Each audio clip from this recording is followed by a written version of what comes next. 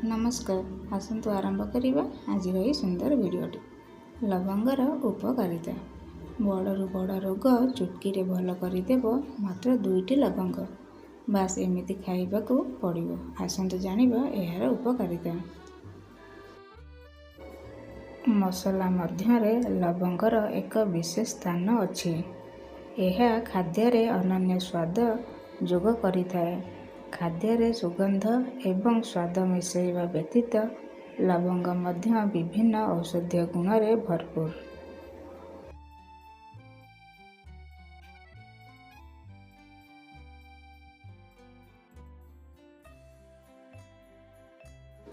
लवंगरे पुष्टिकर भरपूर रही थाए।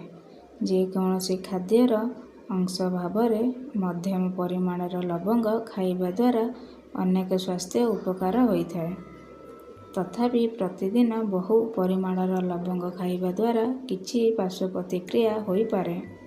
एबे आसंतु जानिबा लवंग खाइबार लाभ कौन। लवंग गुरुत्वपूर्ण विटामिन और मिनेराल्सर एक उत्कृष्ट उत्स।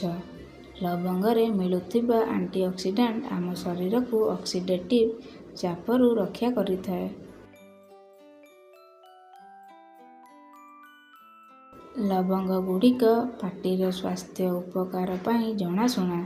सेथिरे एंटी माइक्रोबायल गुण रहिछि, जहा पाटीरे थिबा जीवाणु सहित लड़ाई और दांत क्षय और तालु संबंधी रोगरू रक्षा करिथाए। सूचनायोग्य जे प्राथमिक चिकित्सा और उत्पादन लवंग तेल व्यवहृत हुए। लवंगरे एंटीऑक्सीडेंट भरपूर, जहा ऑक्सीडेटिव चाप को ह्रास करिथाए एवं रेडिकल विरुद्धरे लड़ाई करे। एहा व्यतीत लवंगरे यंत्रणा उपशम गुण मध्य रही थाए।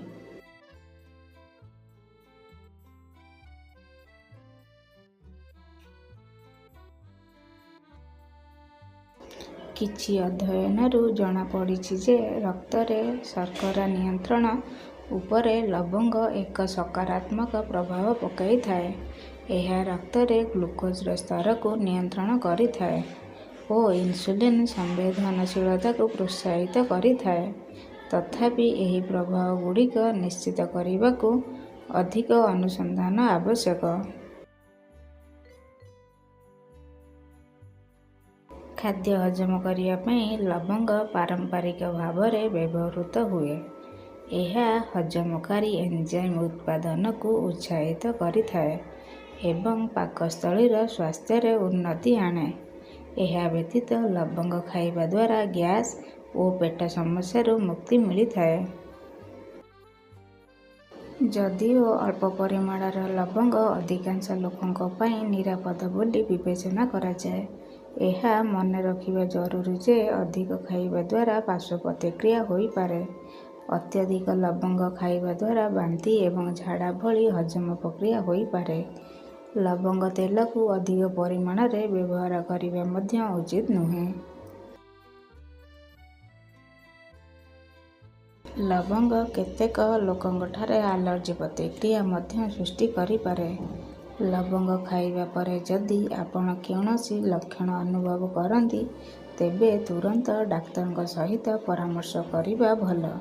जदि आपण कौनसी चिकित्सा अवस्था पीड़ित अछंती तेबे लवंग नेबा पूर्व डाक्तर सहित परामर्श करंतु। पुणी देखा आउ गोटे सुंदर वीडियो रे। Thanks for watching.